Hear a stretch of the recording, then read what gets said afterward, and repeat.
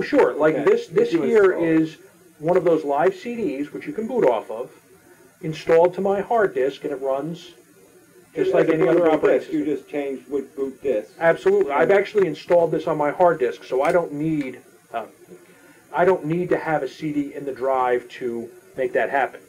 Well, if you use the CD and you boot off the CD, Yes. will the operating system recognize your existing hard drive?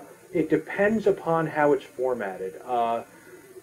Without getting too much into the technical details of Windows, the older FAT file system is easily readable and writable by Linux. The newer NTFS file system is problematic to do writes, and frankly, I would not encourage people to try saving data. You could corrupt your data if you start. So if you're running Windows XP, that means you cannot write to the hard drive, but you can still read files. You will be able to mount that hard disk and read files off of it, so you could take your data, but I would seriously not recommend at this time writing back to it. They're still working on that driver to make it read-write exceptionally reliable. Now, I've read and written from NTFS partitions and not had any problems with it, but for the general populace, I wouldn't want people to risk their data by doing that. You're better off with having a little digital memory or something else you could plug in. Yes, a USB stick or an external hard disk that you could save data to, something other than your main hard disk.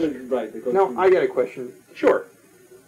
Where can I find, without giving me any, particular companies, but just generally, how could I purchase a Linux system?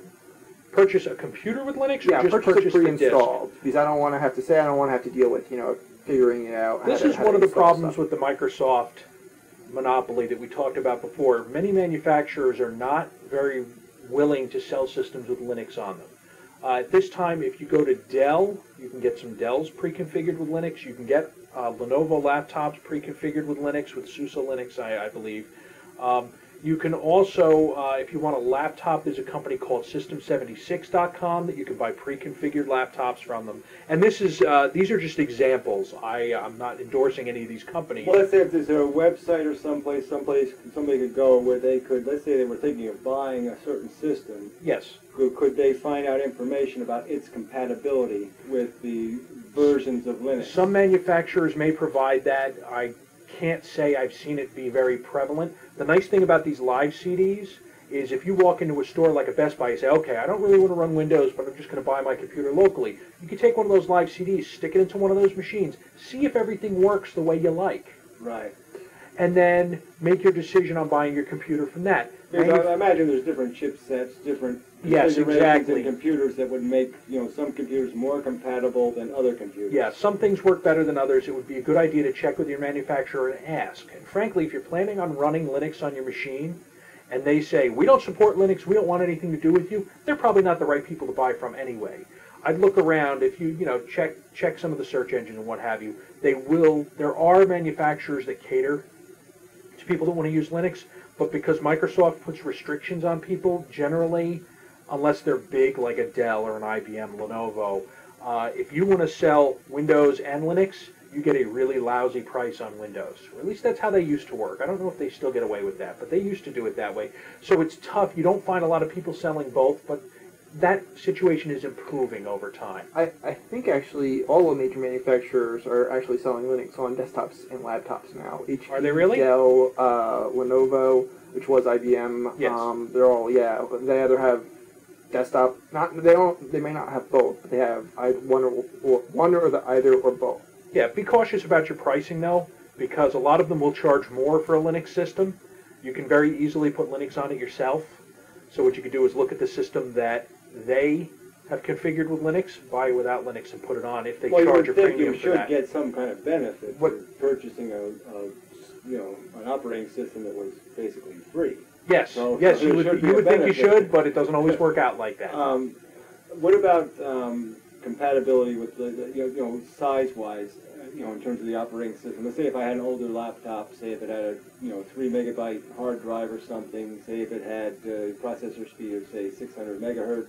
That's an excellent question. If you have older hardware, there are Linux distributions that have a less of a system requirement than the latest ones. If you get something like this really needs a beefier processor because it does all the flashy. You need a 3D accelerated video card to do stuff like this. But to do basic stuff, you don't need as much. And there are distributions that are tuned to run on less hardware. There's a version of one of the popular Linux distributions today is Ubuntu, U-B-U-N-T-U. And there's a version of it that starts with an X. It's called Xubuntu, X-U-B-U-N-T-U, that is specifically designed for lower speed machines with less system requirements. It requires less hard disk space and will run better on older machines. That's something you don't get out of a Windows XP or a Windows Vista. You pretty much have the system requirements and that's what it runs on. There are versions of this that people, because the source is open and because the architecture is open, they can scale it down so that it works better on older machines. I actually have a version of Xubuntu running on a laptop. It's a 300 megahertz machine with 128 megs of RAM.